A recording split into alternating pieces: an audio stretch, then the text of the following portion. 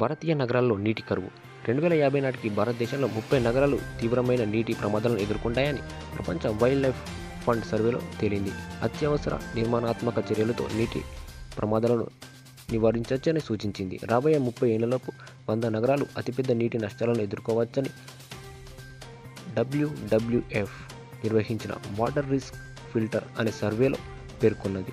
రానున్న రోజుల్లో తీవ్ర ప్రమాదానికి అవకాశాలున్న 30 నగరాల జాబితాలో ఢిల్లీ, జైపూర్, ఇండోర్, అమృత్సర్, పూణే, శ్రీనగర్, కోల్కతా, బెంగళూరు, ముంబై, కోజికోడ్, విశాఖపట్నం, థానే, వడోదర, రాజ్కోట్, కోటా, నాసిక్, జబల్పూర్, హుబ్లీ, ధార్వాడ్, నాగ్పూర్, ధన్బాద్, భోపాల్, గల్వియర్, సూరత్, అలీగఢ్, లక్నో, కన్నూర్, అహ్మదాబాద్ నగరాలు ఉన్నాయి.